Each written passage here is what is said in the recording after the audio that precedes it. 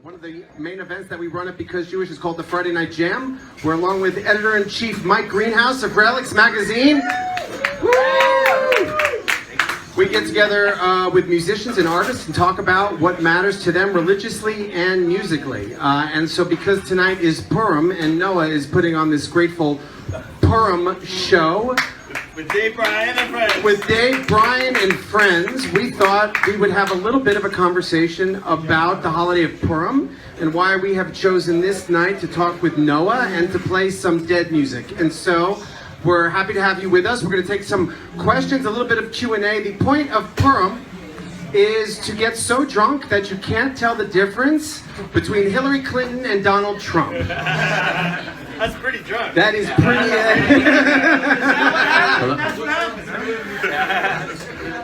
the idea is that we are to remove any doubt that we might have in our lives. Haman, ooh, he is the evil guy in the story who is trying to stamp out all of the good Jewish people from the land of Shushan, and with the help of Queen Esther and Mordecai, the Jewish people are able to persevere and to do battle and to win and to save their own hide. That is uncommon in a lot of Jewish stories. In most of the Jewish stories it goes, we perished, we suffered, now let's eat. Here in this story, the story is flipped on its head. And that inversion of the story, that turning things upside down, is what we're going to try to do tonight here. What Noah's going to try to do with his music, and what Mike and I are going to try to figure out why the Grateful Dead, what's the connection, and really why do so many people find a power in both the music of the Grateful Dead and in great biblical stories. So it's great to have you, Noah, and thank you, Mike, for joining us. Awesome. Is it just on? Okay, we're on here. Great. Well, you know, as Dan said, we're celebrating both Purim and the music of the Grateful Dead tonight, and you know, much like Purim, you know, there's definitely a through a looking glass mentality to the Dead's music and the whole culture around it. And I know for you, Dan, you know, Purim was really the way you got into the Grateful Dead's music about a year ago when we did a similar event with Terrapin Family Band at Brooklyn Bowl. So I was wondering if you could start by giving us a little background on kind of some of the parallels you found with the Dead's music and their culture and kind of the meaning of the Purim story. No, thank you. So about a year ago, okay, so this is a little embarrassing. I grew up a Pearl Jam fan. I was a member of the Pearl Jam fan club for at least 15, maybe 20 years, embarrassingly so. And I was not a huge Deadhead. And so, but I... Well, Nobody's perfect. Nobody's perfect. People can change. Yeah. Okay, just so we're clear. People can change. There we go.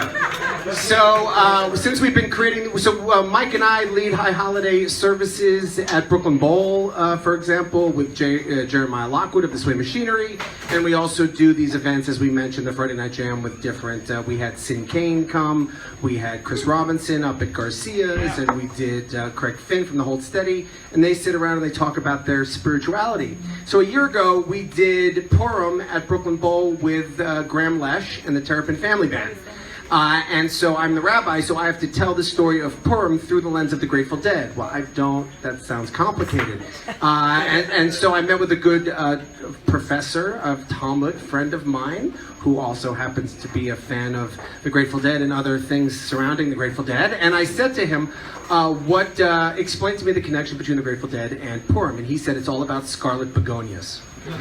Because he said the thing about the book of Esther is God's name is not mentioned at any point in the book of Esther. That it was up to Esther to see God and divinity and holiness in this world.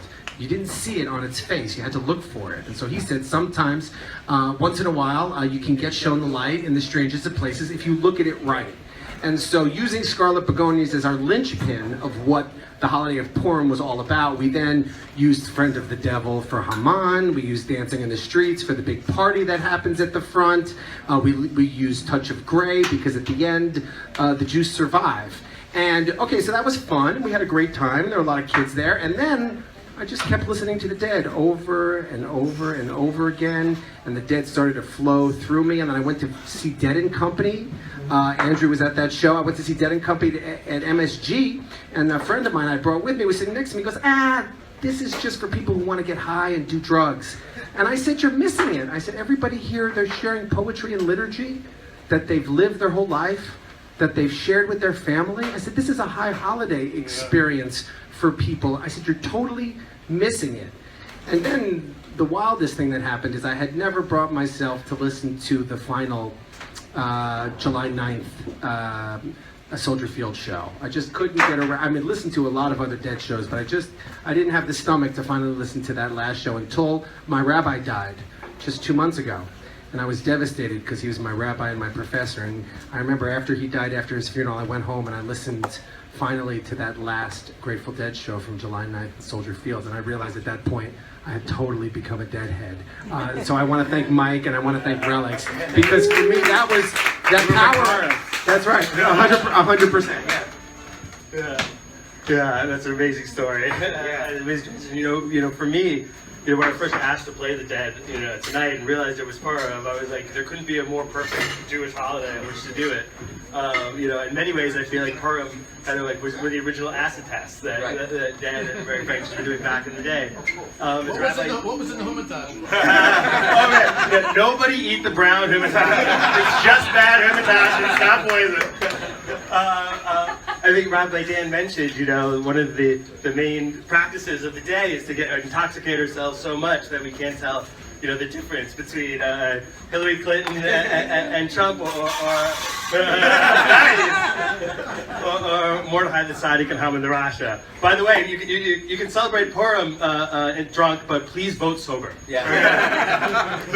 It's very important. And you know what we're doing, is we're taking this kind of dualistic rationality that we always apply to the everyday life when we try to say everything's either this or that, and you know, which we first got back in the day when we ate that fruit off of the tree of knowledge and good of evil, and went from that kind of unified consciousness where we could see everything the way it was into this reality. And in fact, the Talmud tells us that where can we find Haman in the Torah? In the words Hamina eitz, from the tree. There we go. And Haman also kind of represents that dualistic consciousness. And when we get so drunk that we're able to kind of confound that duality, we're able to access kind of that primordial truth and that kind of primordial understanding that you know, nothing was ever mundane. It's all always divine and all one. And that's very much, I think, what, you know, the Dead and the Pranksters were trying to do back in the day of the acid tests, when they were bringing together, you know, a youth that kind of was searching for a deeper reality than they saw in the culture around them, and was trying to explore it. And they're just as here, you know, we're using intoxicants. They also use that, but in a very powerful way. I think they also use their music. I think the practice of the Dead music is very much about an exercise and kind of transcending duality, whether it's that kind of creative tension between the structure and the improvisation, or kind of just breaking down the barrier between the performer and the audience. And you know, as a drummer and musician, that's exactly what we're very physically doing. As a drummer, I'm taking sound and silence, the left hand and the right hand, these seeming oppositions, and bringing them together in that tension and unity, and hopefully making some meaning, and hopefully making some butt shake too, while that's happening there too. And also for the audience too, like in their brains, they're listening to sound and silence, and but they're hearing music, so they're also transcending that reality and making the universe. And that's the way the Jewish tradition understands the whole process of creation, that tension between form and structure. Yes. You know, Chesed and Gevurah. And I also have a bit of a physics background, and as a drummer, that's also very important, because you know there's a lot of physics in there too. And in the world too, you have a proton and electron, positive and negative charge, that come into tension and create the physical space of the world. And you know, on Purim, hopefully we're creating the cognitive and the moral space, and with the music, hopefully we're creating a good dance space for you all. You know, Dan is a new addition to the Grateful Dead family. You're a veteran. You know, you've grown up in this world, and it's you know, it's been your lens to discover a lot of different things. You know, and of course, the funny thing about so many Deadheads being, you know, from a Jewish background is there's only one member of the Grateful Dead who was you know, raised Jewish. You know, in your you know, personal discovery and in your own research, you know, why do you feel that the lyrics of the Dead in specific, you know, are so inspirational to Jewish people, and have always really been this kind of connector for people in the spiritual path? Yeah, well, God, that's a big question. You know, in many ways, I think, as I said, they're tackling a lot of kind of the same themes that Judaism has always been exploring, kind of that confounding of duality, whether it's the bittersweet attachment to within all the love songs, whether it's seeing that the sky is yellow and the sun is blue, a lot of the time when we are reaching out to that sacred space. In many ways, I think even kind of the very name of the Grateful Dead kind of inspired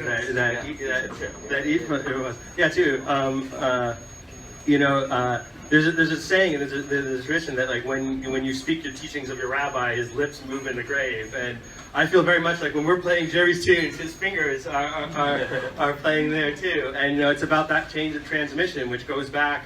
I think a lot further even than 1965. I often like to say like dead shows have been going on for thousands of years, and thousands of years. When we were back in Israel back in the old days, 3 times a year we'd go on our pilgrimage to Jerusalem, and have that experience. We'd go to a place where there'd be a big light and sound show. There's always music. There's a lot of smoke, a lot of thunder and lightning going on there too. And we'd meet a community around that experience that we weren't necessarily with the rest of the year. And we come out of our daily reality to really find our true essence. And that's the experience that I think the dead community reinvented for us and afforded us. And that's the ethos they always permeated. I mean, think about like I know we just lost John Barlow, and he was a basic lyrical influence, and he wrote half of Weather Report Suite. Right. But both halves of it are so amazing and so deep, and saw it so deeply and richly from our own tradition. And even when the Dead are talking beyond that, I think we're able to touch into kind of like the liturgical quality, and kind of bring that into beyond just our own Jewish community, and help us realize that like B'nai Israel, the children of Israel, are also all children of Noah. And it affords kind of a way for us to tap into not only our own Jewish spirituality, but for us to connect spiritually to that greater community, and see it's also kind of pointing to what Judaism is pointing to. I love that. In fact, the story is that when Moses went to Pharaoh and said, "Let my people go," the first time he asked, he said, "Let my people go so they can go off and have a 3-day festival in the woods." This is true. He says, "Let my people go so they can go for 3 days in the woods and worship you, sort of like a festival, like a fish show." And Pharaoh said, "No." He didn't say, "Let my people go to get out of Dodge." He said, "Let my people go for 3 days," because Pharaoh understood, I guess intuitively, that if you give people a time to get away from their lives, get away from all the work, to gather up with their friends and hear some music and to connect with something powerful, they might come back wholly different people entirely. And that even giving them the potential to do that is far too dangerous. And I think that's what a lot of us are missing in this world. I think, as someone who came to the Grateful Dead later in life, I think we are inundated with technology and social media and our work, and from all sides. You can't really go anywhere where you can escape Wi-Fi or any of those things. And so the idea of having 2.5 hours, 2 hours and 45 minutes with drums in space, like the idea of having 2 hours and 45 minutes in a separate space, distinct from what's going on, or at least the pacing of the rest of the world, where you can tap into something higher, and then hopefully in the process of getting away from being stuck in the day-to-day, we can bring, when we return to the day-to-day, we can have a little bit more enlightened or leavened view to what's going on. Just another point you were asking about kind of the lyrical quality and how that relates to the Jewish experience is like the Dead community is a community that's living in relationship with a text, which is the Dead canon, in very much the same way that the Jewish community has been doing for thousands of years. And just as I think we all know and we've done here, we're always, in our course of our daily lives, we're always trying to weave lyrics in the appropriate place.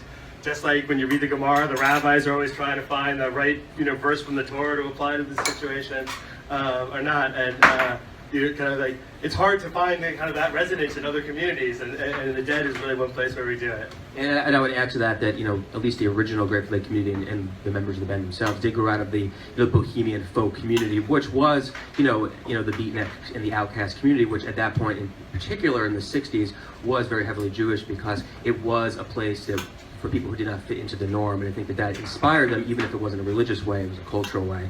You know, I've always really liked Purim for a lot of different reasons, but one of the reasons I always really like it is that it's one of the few Jewish holidays where you see Jewish people interacting with non-Jewish people in both negative and positive ways. And when there's that positive way is when there's the reveal that I am Jewish, there's people who are like, oh, I am too, and there's a shared language and a shared bond, and I think that's something very similar to the Grateful Dead world. When you meet someone who loves the Dead, just like anyone who loves any passionate band, you have a secret language, you have a wink, you understand each other in a different way, and I've always seen that in the Book of Esther. Would you guys agree with that? Or? No, absolutely. Whenever I'm traveling on tour and I'm going to a show and I'm in an airport and I see someone stealing, you know, I have the same feeling as like when I'm off somewhere and I see someone with a yarmulke. You know, I'm like, oh, it's my people, it's my tribe there too. Yeah, and of course, just like you know, the Jews have been in exile for thousands of years, and you know, always are some ways kind of like in disguise in the rest of the world and have a true identity. I think a lot of deadheads, I think, very much feel the same way, kind of in our modern American society. Yeah, I like that. I like that notion of sort of revealing yourself. I mean, so in the Book of Esther, that's the central reveal. Like, Esther has to come clean about who she is. Like, in order to save the people, she's been in hiding as a Jewish woman, and that in order to save the Jewish people, she has to tell the king that she is Jewish and that this evil henchman named Haman is out to kill all of them. Boo! There you go.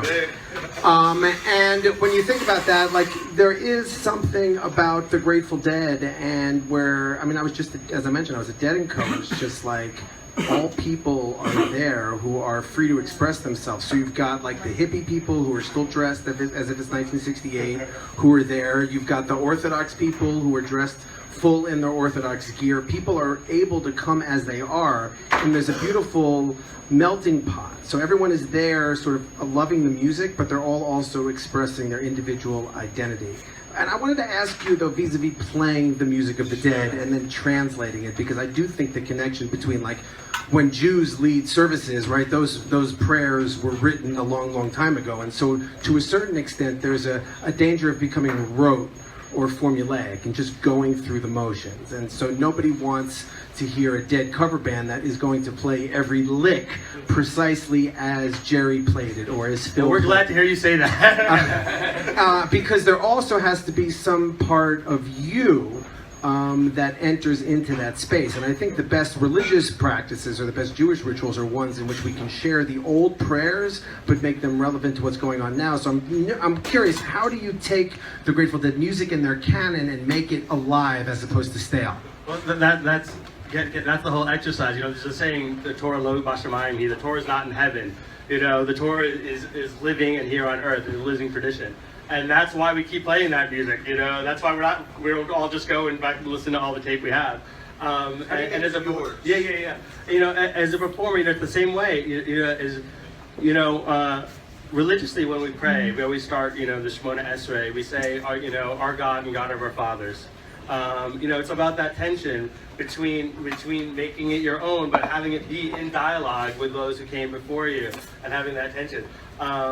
And you know, the beauty about that between that structure and improvisation is, you know, allows you to open up and become a vessel. And in some ways, that music is playing through you, kind of just in the way. And hopefully, when you kind of achieve a state of communion in prayer, you know, you open up Hashem opens up your lips and the words come out of you. Hopefully, that's coming in there too. You know, it's also a tremendous part about it, though, is that it's never just you and Jerry or you and anyone else who are with the music. It's always also about the synergy between you and the players who you're performing with. Just I think the band used to talk about being fingers on a hand.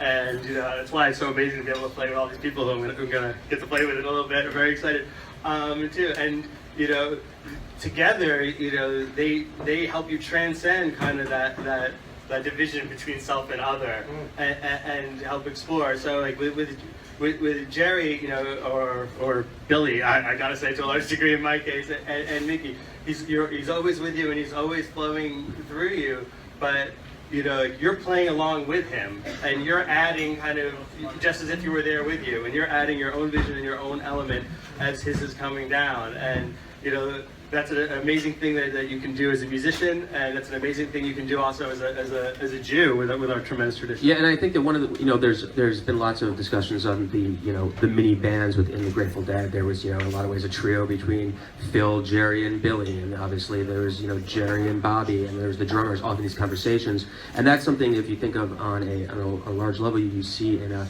lot of different religious settings, especially Jewish ones, where there's different conversations going on in the communal space, whether it's, someone in the pulpit to the people who are praying, whether there's, minions and groups together having experience. And it's a shared experience, but it's an individual experience, and there's kind of mini communities in there. And to kind of add on to your point of what you were saying about interpreting the Dead's music, I actually read a really interesting article today about kind of where classic rock is and kind of in its waning days. And one thing they said it was interesting is that the bands who try to be as close to the original music, whether it's playing blues music if they're a classic rock band, or trying to recreate their own music 40 years later, feels so much less authentic than someone who does it completely different, because that feels real. And I feel that, but I think in religious experiences in general, especially in Judaism, as we're talking about today, when you make it your own, you make it modern, it feels more impactful, more authentic.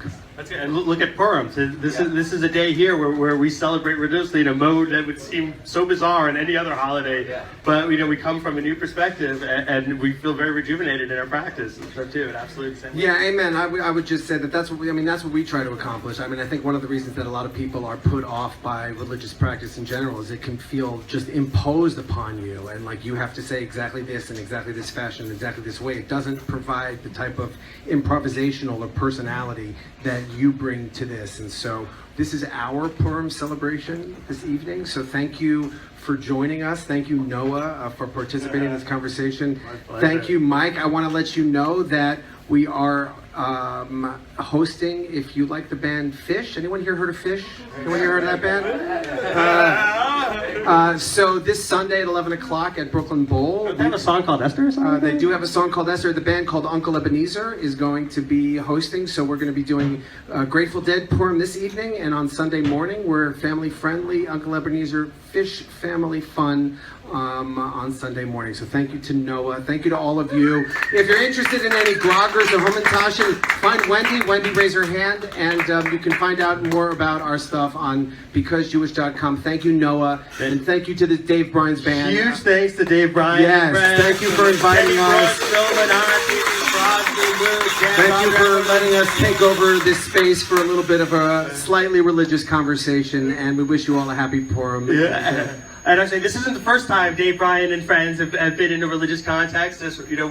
We did our live from the Crypt show, in a sacred space a while ago, which was an amazing experience. And stay tuned. We hope to bring that experience back, even with a Jewish spin. That's right. It might involve some fire. All right, take care. Thank you. Thank you very much, Noah.